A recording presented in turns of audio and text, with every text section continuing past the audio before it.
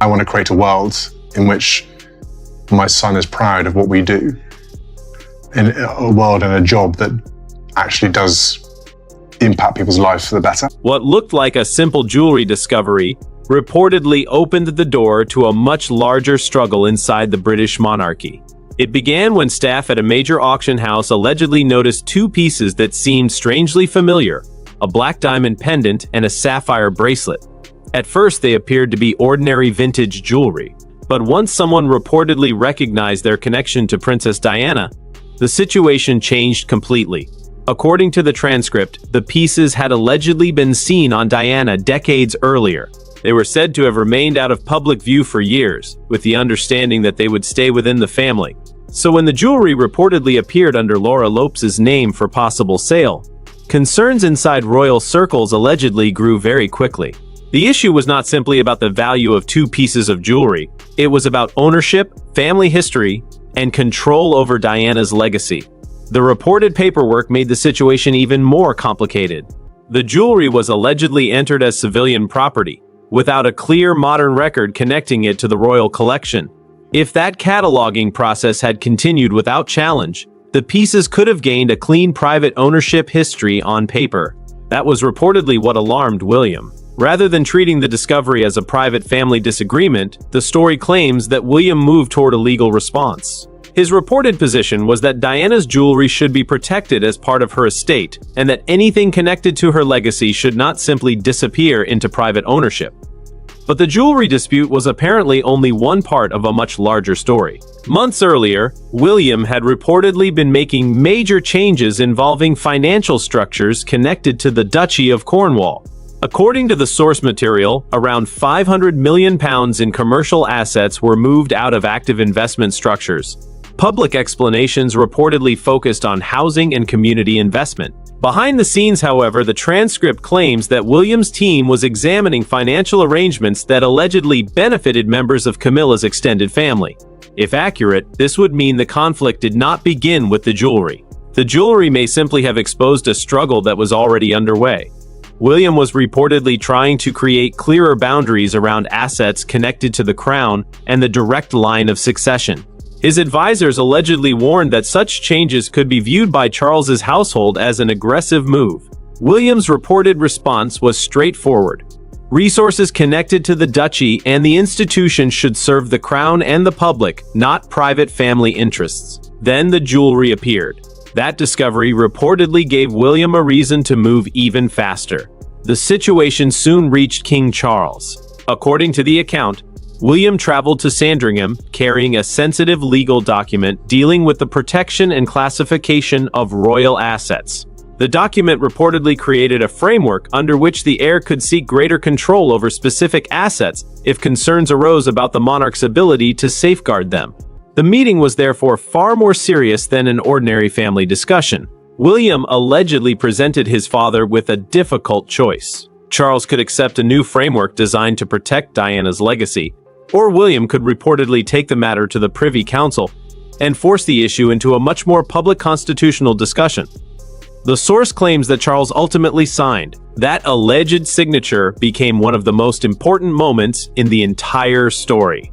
According to the account, Diana's jewelry was then treated as property reserved for the direct line of succession, meaning that control would remain outside Camilla's household. If this happened as described, it represented more than a disagreement over jewelry.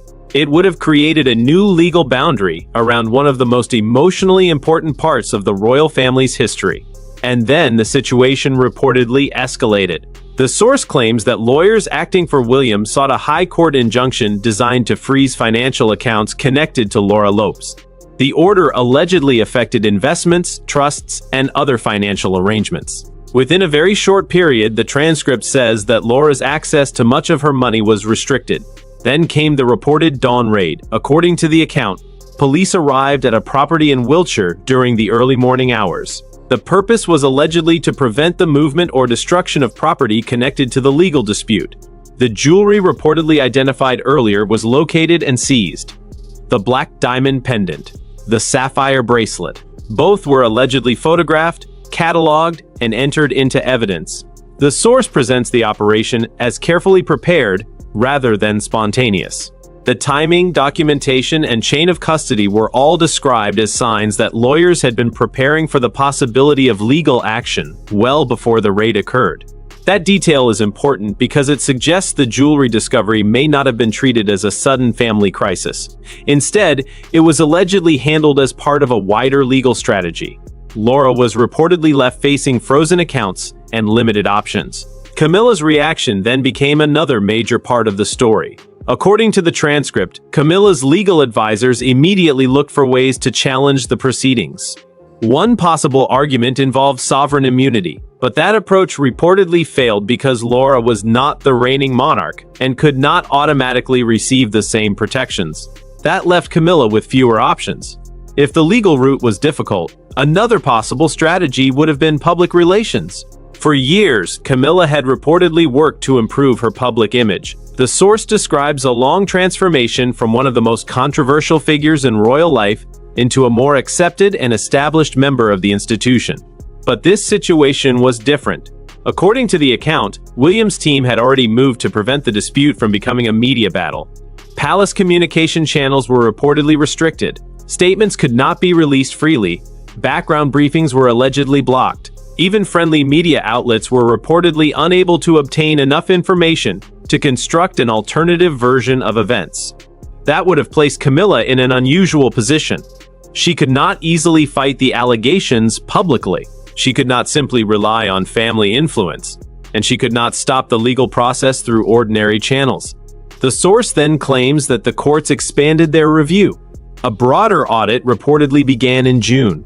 What investigators allegedly found was much larger than the original two pieces. According to the transcript, 12 additional items connected to Diana were reportedly missing. That changed the entire picture. The two pieces recovered from the property were no longer the whole story. They may have been only the part that investigators happened to discover first. Laura reportedly agreed to relinquish any claim to the jewelry.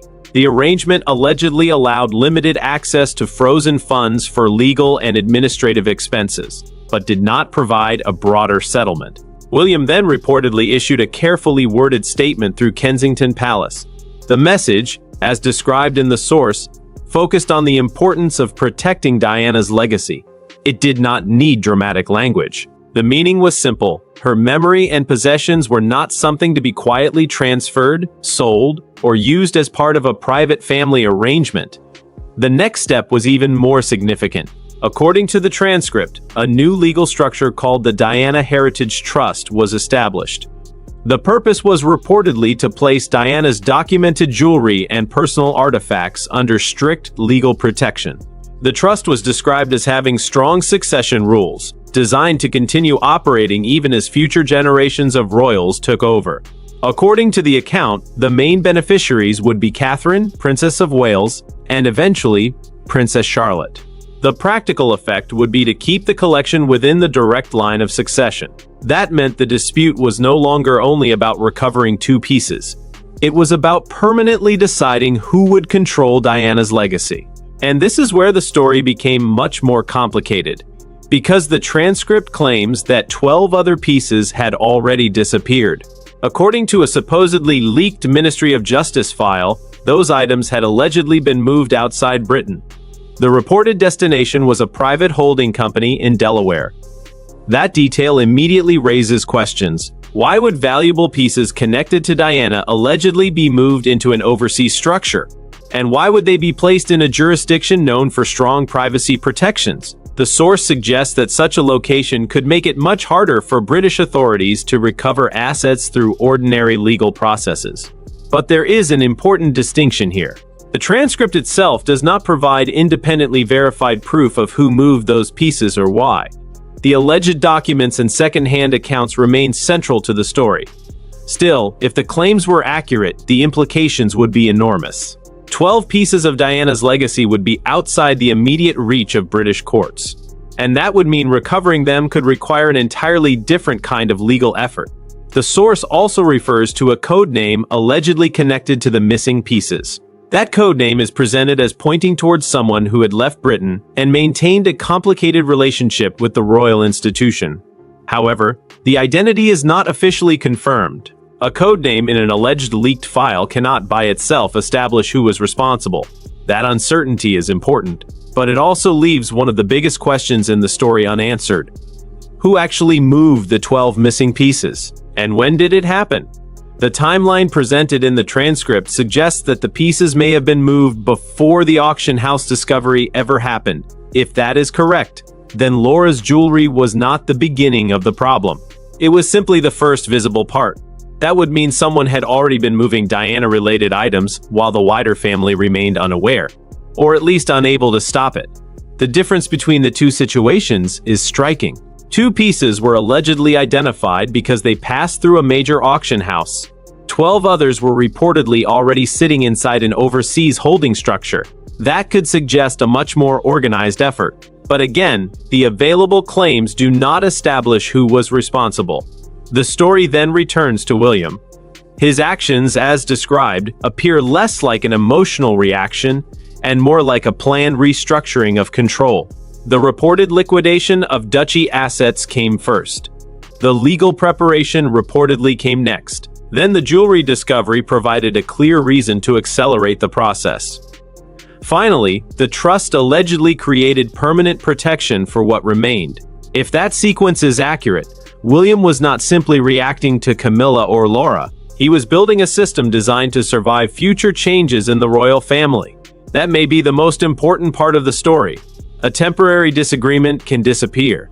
A legal trust can remain for generations. A family argument can end after a few months. A succession structure can continue long after everyone involved is gone. That is why the reported Diana Heritage Trust matters so much. It would mean that control over Diana's legacy was no longer dependent on the personal relationship between individual members of the family. Instead, the rules would determine what happened, and that could protect the collection from future disputes. The reported confrontation at Sandringham also takes on a different meaning when viewed this way. Charles was not simply being asked to approve a family decision. He was allegedly being asked to accept a new framework that limited how certain assets could be controlled. The source claims that William was prepared to involve the Privy Council if necessary. That would have turned a private family disagreement into a constitutional issue. Charles reportedly chose not to take that route. He signed. If accurate, that decision suggests he believed protecting the institution was more important than fighting his son publicly. It may also have reflected the king's desire to avoid another major crisis surrounding the monarchy. A public dispute over royal assets and the king's ability to protect them would have been deeply damaging. It could have created headlines for weeks. It could have raised questions about royal authority, and it could have placed William in an extremely uncomfortable position against his own father. Instead, the conflict remained largely behind closed doors. That quietness is one of the most striking features of the entire story. There was no major televised confrontation, no dramatic palace announcement, no public accusation between Charles and William. The alleged shift happened through legal documents, financial decisions, court orders, and private meetings. That is how institutional power can sometimes move. Not through speeches, through paperwork. The public usually sees the ceremony. They see the crowns, the processions, the state events, and the official statements. But behind those images are legal structures, trusts, financial arrangements, and rules that determine who controls what. According to the source, this dispute exposed that hidden side of royal life. And if the reports are accurate, William appears to have understood that legal control could be more powerful than public confrontation.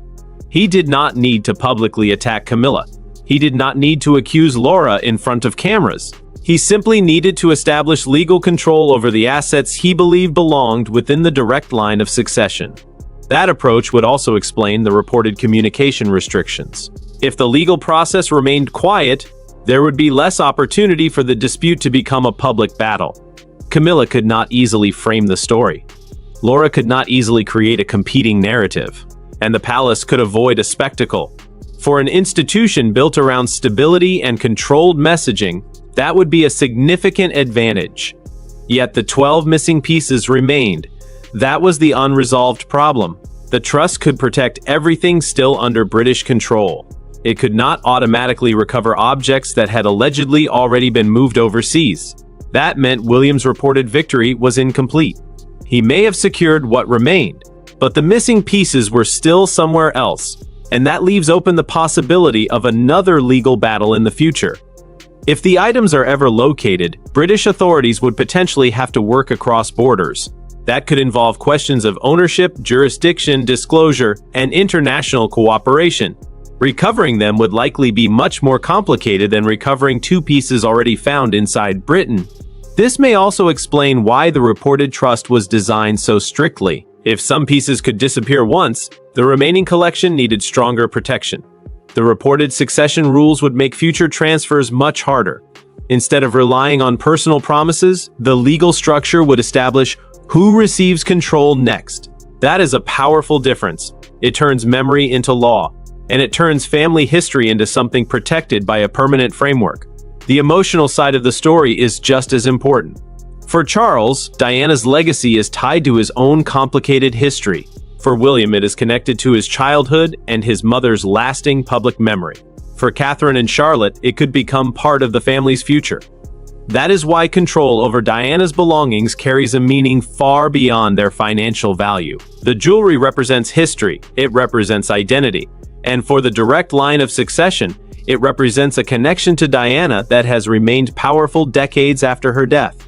That may explain why William was reportedly unwilling to compromise. The source portrays him as someone who believed that protecting Diana's legacy required firm legal boundaries, not emotional promises, not informal agreements, not private understandings, rules. And once those rules were established, they could continue regardless of personal relationships.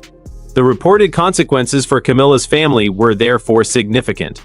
Laura allegedly lost control of the disputed jewelry.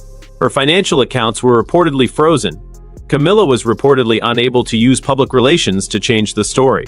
And the wider financial structures connected to her family were allegedly reduced or dismantled. But none of this should be treated as established fact.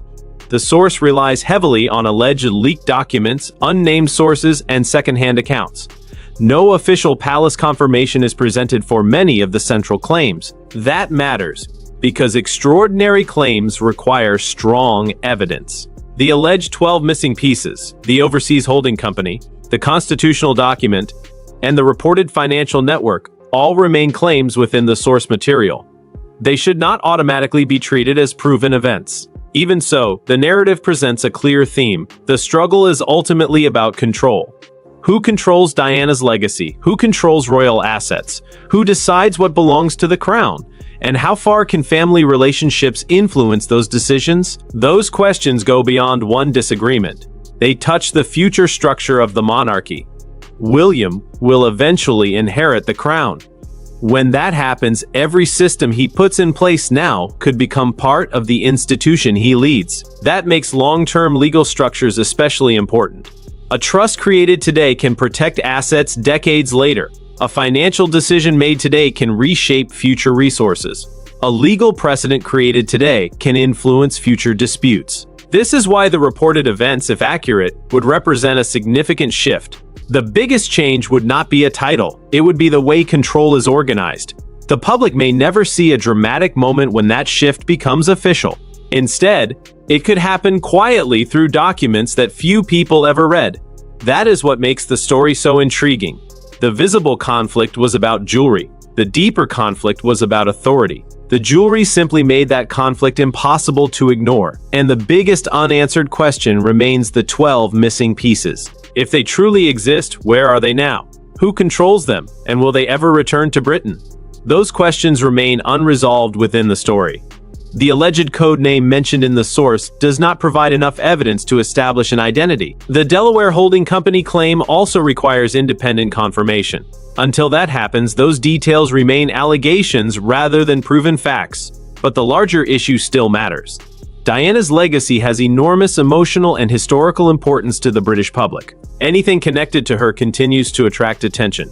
That is why even a small discovery can quickly become something much larger. A bracelet, a pendant, a name on an auction form, a legal document.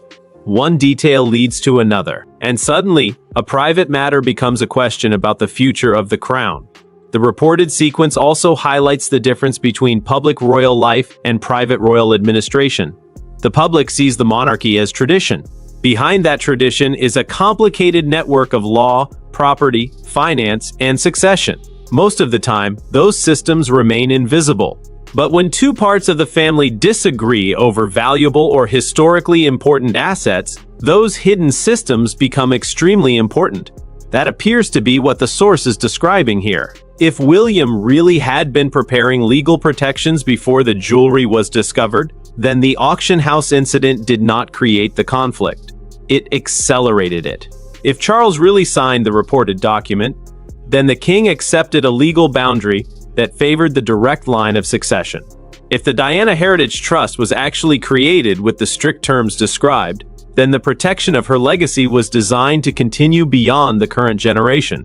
And if 12 pieces really were moved overseas, then the story is still unfinished. That final point is the one that keeps the mystery alive. The 2 recovered pieces may have been only the beginning. The larger collection could still contain answers. The missing items could potentially reveal when the alleged transfers occurred and who was involved. But until those pieces are located and the documentation is independently verified, nobody can say with certainty what happened. What can be understood from the story is the importance of the alleged legal restructuring. The monarchy appears, within this narrative, to have moved towards stronger protection of Diana's legacy. William appears to have taken a firm position. Charles appears to have accepted it. And Anne's role, as described in the wider story, was to challenge decisions that could allow family relationships to blur institutional boundaries. That combination created a very different balance of power. William did not need to become king to demonstrate influence. He did not need a public declaration. The reported legal moves were enough. And perhaps that is the most revealing part. Real institutional power does not always announce itself. Sometimes it arrives quietly through a signature. Sometimes it appears in a court filing. Sometimes it is hidden inside a trust agreement that nobody outside a small circle understands. But once those documents are in place, the effect can last for decades. That may be the lasting significance of the reported Diana legacy dispute. It was not simply about what happened to 2 pieces of jewelry. It was about ensuring that the story surrounding those pieces could not be rewritten through private ownership. It was about protecting a mother's legacy for her children and grandchildren. And it was about deciding where the boundaries of royal authority should remain. For Charles, that meant accepting that being a father and being king sometimes require different choices. For William, it meant preparing for the responsibilities he will eventually inherit. For Camilla, it reportedly meant discovering that family connections do not necessarily guarantee control when formal legal structures are involved. And for the missing pieces, the story remains open. 12 artifacts are still alleged to be outside British control. Their location and ownership remain uncertain. The mystery surrounding Diana's missing jewelry remains unresolved. Their connection to the alleged overseas network has never been proven, and the fate of the 12 missing pieces is still unknown. But the story goes far beyond diamonds and sapphires. It is about Diana's legacy, family, and succession. William's reported actions suggest he wanted to protect that legacy through legal safeguards rather than private promises. If the reported trust exists, its rules could protect Diana's collection for generations. Yet one question still remains. Where are the 12 missing pieces? Who moved them? And will they ever return? Until those answers emerge, the mystery remains open. And perhaps that is the most intriguing part, because behind the palace walls, power may not always be decided in front of cameras. Sometimes one signature or one legal document can quietly change the future.